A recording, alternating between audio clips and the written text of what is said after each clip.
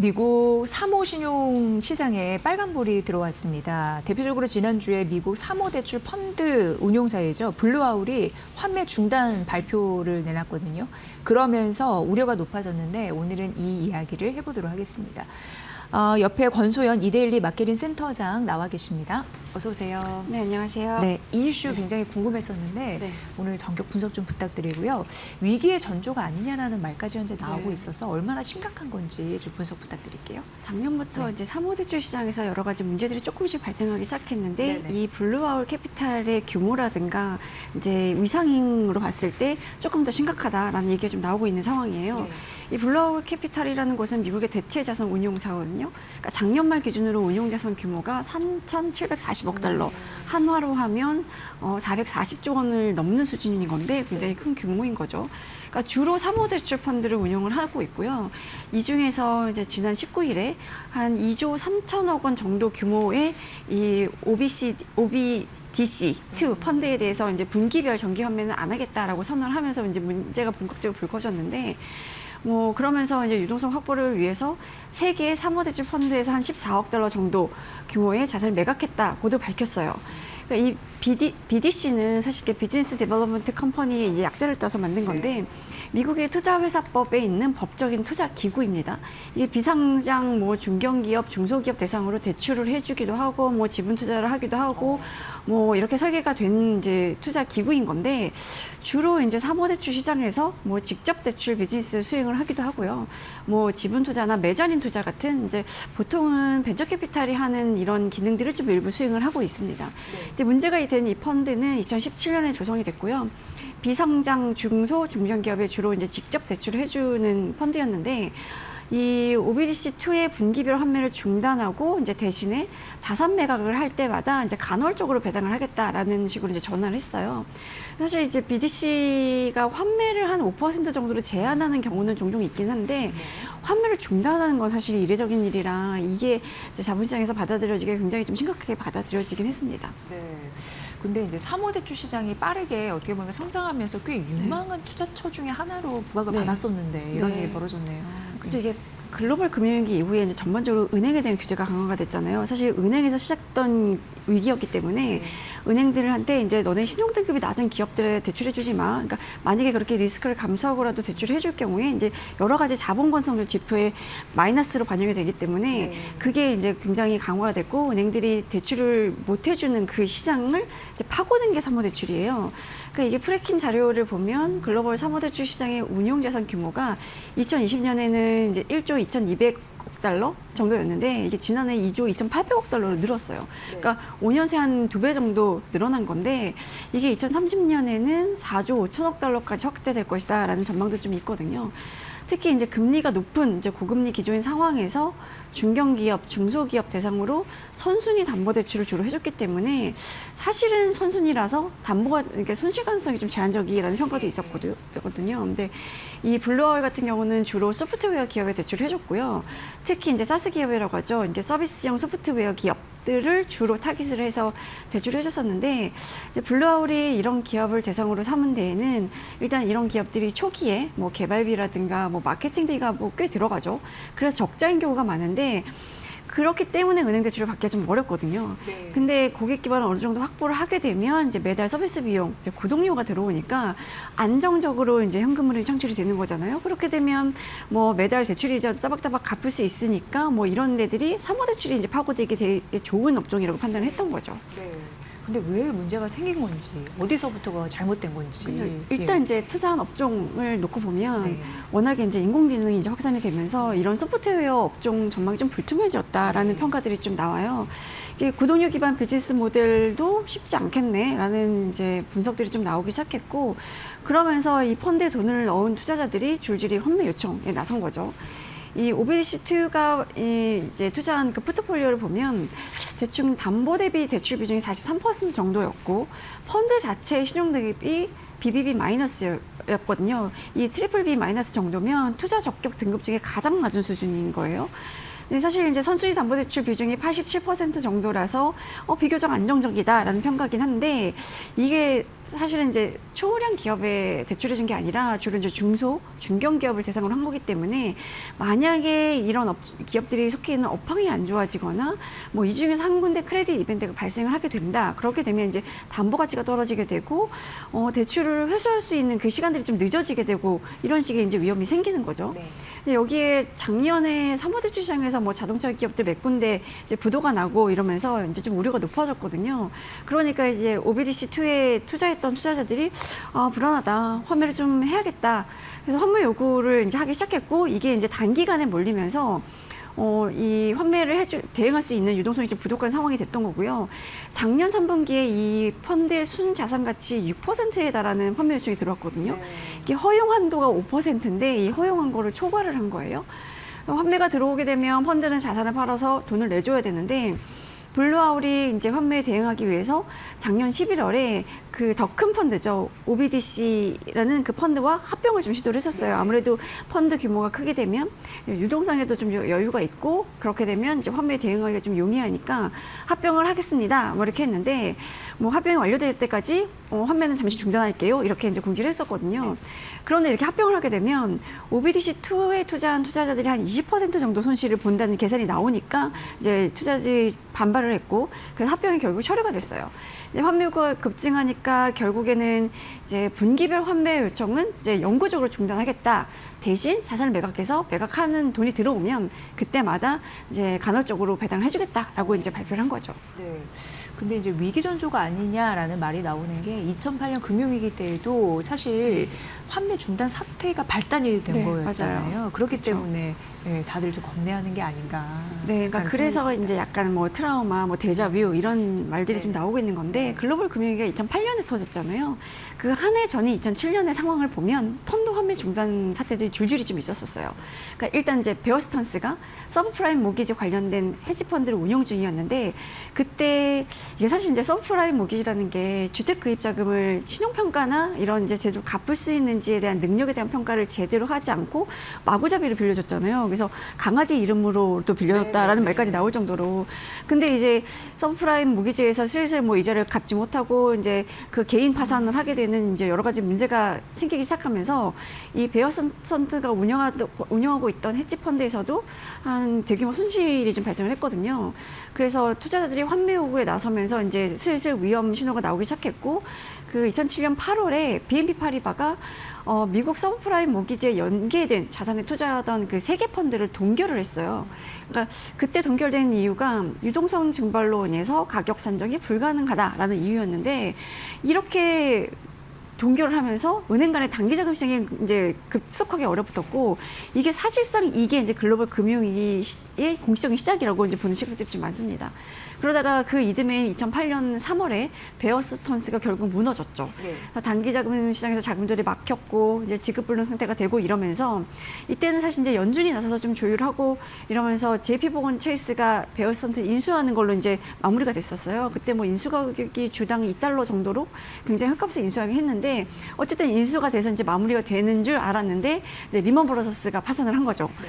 그래서 리먼 브라더스도 사실은 이제 뭐 서브프라임 모기지 관련해서 굉장히 많은 자산을 보유를 하고 있었고 그 와중에 부동산 가격이 폭락하고 이러면서 손실이 급격하게 불어났고 2008년 9월에 파산 신청을 하면서 본격적으로 글로벌 금융위기에 진입을 하게 됐는데 뭐 베어 스턴스는 사실은 이제 인수가 됐지만 리먼 브라더스는 이제 파산하게 이제 둔 겁니다. 그래서 이 글로벌 금융 시스템이 이제 연쇄적으로 이제 붕괴되는 이런 금융위기가 시작이 된 건데 베어 스턴스가 어찌 보면 이제 금융위기 전 유동성 붕괴 신호였기 때문에 지금 블랙아웃 사태가 베어 스턴스나 아니면 뭐 BNP 파리바의 펀드 환매 뭐 이런 거랑 좀 비슷한 거 아니냐. 네. 그래서 탄광 속의 카나리아가 아니냐는 말까지 좀 나오고 있고요. 사실 서브프라임 모기지도 주택시장의 거품이 끼었을 때 이 담보 가치를 제대로 평가하지 않고 마구잡이로 빌려줬다가 빚을 못 갚는 상황이 발생하면서 생긴 위기잖아요. 사모대출도 이제 리스크가 높은 중소 중견 기업에 그 리스크를 제대로 평가하고 빌려준 게 맞냐라는 이런 의문들이 좀 나오고 있고 그런 이제 대출에서 시작된 위기이기 때문에 그때 트라우마를 좀 떠올리는 분들이 좀 많은 것 같아요. 네. 그렇다면 센터장님 이게 블루아울의 문제일지 아니면 사모펀드 시장 내부적으로 이런 암적인 그런 문제가 생긴 건지 궁금합니다. 이게 네. 사모대출 지금으로서 이제 사모대출의 이제 구조적인 문제들을 조금 더 주목하는 분위기이긴 한데요. 사모대출의 투자처가 비유동성 자산이라는 게 일단은 문제예요. 그러니까 중소 중견기업에 직접 대출을 해주는 거니까 만약에 펀드 환매가 들어왔다고 해서 이 대출을 바로 대출 갚아 우리 펀드 환매 들어왔으니까 이제 대출을 갚는 걸로 내줘야 돼. 이게 안 되는 거잖아요. 평소에는 뭐 환매가 이제 조금 들어와도 이제 유동성을 어느 정도 갖고 있기 때문에 그 유동성 안에서 환매를 해주면 되는데 환매가 단기간에 대규모로 몰려와서 한도를 초과하게 된다. 그런 문제가 생기는 거고 지금의 블루아웃 사태는 그래서 이제 문제가 된 거긴 한데 결국 투자는 장기로 해야 되는데 자금은 단기로 내줘야 되는 상황이 발생할 수 있기 때문에 그 사이에 미스매치가 생긴 거예요.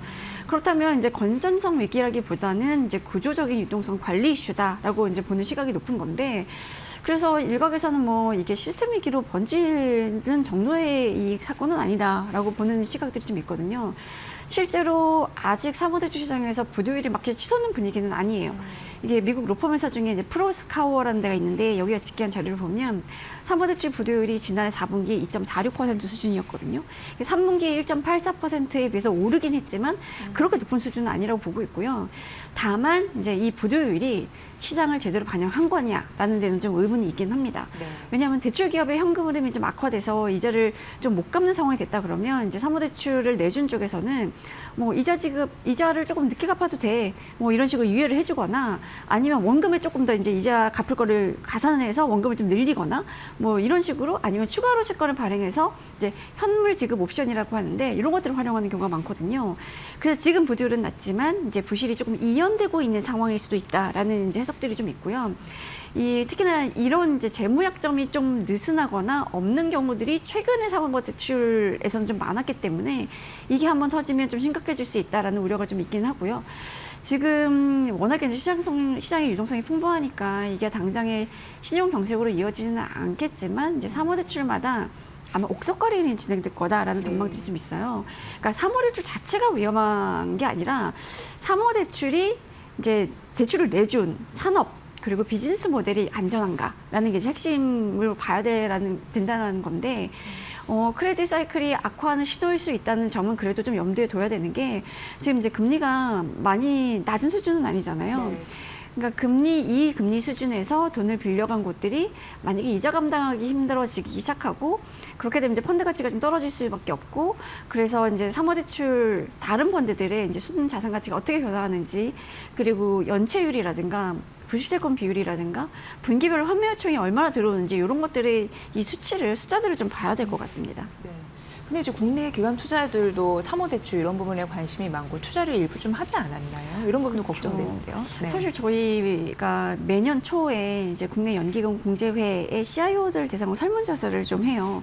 근데 최근 몇 년간은 거의 대부분 사모대출이 투자 유망 분야의 1위였어요. 예. 그러니까 사모대출에 대한 관심이 굉장히 커졌었고 뭐 유망하다 뭐 이런 생각들 때문에 굉장히 관심을 갖고 보던 분야였거든요. 실제로 국민연금 같은 경우는 지난해 사모대출 수사팀을 신설을 하면서 전담 조직을 만들었고요. 사학연금 같은 경우가 지난 2024년에 사모대출 비중이 20%였는데 작년에 40%까지 확대를 했고 행정제 같은 경우는 부동산 투자 비중을 줄이고 대신 사모대출팀을 2개로 확대 개편해서 오는 2029년까지 사모대출 비중을 33.5%로 끌어올리겠다 뭐 이렇게 계획을 하기도 했었어요. 근데 그동안에 이렇게 사모대출을 좀 확대를 해왔으니까 당장 이제 국내 이 연기금 공제가 투자한 사모대출에서 문제가 생기지는 않았지만 네. 아무래도 이제 리스크 관리를 좀 할 거고 이제 어디에 투자했고 그 투자한 곳들이 제대로 이자를 갖고 있는지를 아마 꼼꼼하게 점검하기 시작하지 않을까 하는 생각이 좀 듭니다. 네. 다이얼 캐피털이 MBK 지분을 들고 있고 어떻게 보면은 다이얼과 아울이 합병해서 문제가 된 그 블루아울이 됐으니 이에 따른 영향 이런 부분들은 좀 점검을 해야 되지 않을까 싶은데요. 그렇죠. 네. 이게 블루아울 캐피탈이라는 곳이 2021년에 세 개 회사가 합쳐져서 탄생한 곳이에요. 그러니까 아울 블랙 캐피털, 그리고 다이얼 캐피탈 파트너스, 그리고 알티마 에퀴지션 이렇게 세 개 회사가 합쳐졌는데 그래서 아울 블랙에 아울을 따고 이 블루는 사실 이제 금융업종에서 블루는 신뢰를 의미하는 색깔이거든요. 그래서 아마 은행들 로고 보면 파란색이 유난히 많을 거예요. 네. 푸른색, 그린색 이런 것들이 약간 신뢰를 주는 색상이라고 하더라고요. 그래서 블루 아울이라는 이제 장명을 해서 만들어졌는데 이 중에 다이얼 캐피탈은 그러니까 아울블랙은 주로 사모대출했던 곳이고 다이얼 캐피탈은 운용사에 대한 지분 투자를 했던 곳이에요. 그러니까 사모펀드인데 다른 사모펀드에 지분을 투자해서 운용사가 올린 수익의 일부를 이제 받는 식으로 운용을 했던 곳인데 뭐 대표적으로 MBK 파트너스가 다이얼 캐피탈로부터 지분 투자를 받았고 뭐 실버레이크라든가 뭐 CBC 캐피탈 다 유명한 곳들 큰 곳들입니다. 네. 베리타스도 마찬가지고 이런 데들이 이제 사모펀드 그러니까 다이얼 캐피탈로부터 투자를 받았는데 전 세계 한 55개 이상의 운용사에 투자를 한 걸로 알고 있어요. 이거를 GP 스테이크 전략이라고 하는데 이 다이얼 캐피탈이 이제 합쳐져서 블루아울이 됐기 때문에 여전히 이제 블루아울이 MBK 지분을 들고 있는 거죠. 근데 MBK는 한 2022년에 다이얼 캐피탈이 10억 달러, 그러니까 우리나라 돈 한 1조 4천억 원 정도를 투자를 하면서 지분 13%를 확보를 했는데 워낙에 다이얼 캐피탈이 우량 운용사에 지분 투자를 했으니까 다이얼이 저희 주주예요 라는 것만으로도 네. 운용사를 약간 보증하는 보증수표 같은 느낌이었거든요. 그래서 LP들한테 투자 받을 때 여기는 다이얼 캐피탈이 주요 주주로 있네? 그러면 좀 믿을만 하네. 약간 이런 거였는데 이번에 이제 환매 중단 사태를 겪으면서 이 다이얼 캐피탈 이제 합병된 그 블루아울이 보증인으로서 갖는 위상이 좀 떨어진 거 아니냐라는 지적도 좀 나오고 있습니다. 네. 그래서 당국도 예의주시하고 있다라고 들었습니다. 네, 사실 이제 사모펀드에 대한 조사는 아닌데 금융감독원이 지난 19일에 이제 블루아울 사태 불거진 직후에 국내 이제 주요 증권사들한테 블루아울 관련 상품 판매했냐, 그리고 익스포저가 어느 정도냐, 그리고 그 펀드들의 재감적 투자 구조라든가 환매 조건들을 이제 정보를 제출하라 그래서 이제 자료를 받았다고 하더라고요. 그러니까 당분간 이제 사모대출 시장의 변동성이 좀 확대될 수 있으니까 이제 신규 투자 그리고 자금 운용 통해서 이제 그 가능한 한 범위 내에서 관리를 좀 해라라고 주문을 했다고 하는데요. 이게 뭐 금감원이 지금 블루아울 사태 터져서 급작스럽게 한 건 아니고 지난해 이제 그 사모대출 시장에서 자동차 부품 업체죠. 퍼스트 브랜드라는 곳이 이제 파산하면서 미국 내에서 사모대출에 약간 문제가 생길 수 있겠네라는 이제 우려가 좀 높아졌을 때부터 좀 관리를 하긴 했었어요. 그래서 리스크 좀 관리를 해라 뭐 이런 식으로 좀 주문을 많이 하긴 했었는데 이번 점검도 뭐 특정 상품의 부실 여부를 넘어서서 이제 국내 금융권 전반에 이제 사모대출 노출도를 좀 점검하는 의미였는데 지금은 일단 증권사 대상으로 했었잖아요. 이게 아마 이제 뭐 자산운용사, 보험사, 연기금 공제회 뭐 이런 기관 투자자 전반적으로 좀 사모대출 포트폴리오에 대한 재점검 기조를 좀 이어가지 않을까 싶은데 사실 이제 국내에서는 사모대출이라는 게 주로 기관 투자자의 영역이기는 해요. 우리나라의 BDC 제도가 이제 도입이 되고 이제 가능해지긴 했는데 아직 이제 상품이 출시되지는 않았잖아요. 근데 뭐 크레딧 사이클에 문제가 생길 경우에 이 전체 금융시장에 영향을 줄 수가 있으니까 개인 투자자들이 지금 이제 BDC에 투자할 수 있는 상태는 아니지만 그래도 이제 기업들의 연체율이라든가 부실증권 비율 이런 것들을 좀 이 숫자들을 챙겨서 투자하실 때 좀 참고를 해보시는 게 좋을 것 같습니다. 네. 블루아울 사태 좀 어려웠는데 오늘 한 방에 이해가 됐습니다. 잘 들었고요. 권소연 마케린 센터장의 분석으로 들으셨습니다. 고맙습니다. 네, 감사합니다.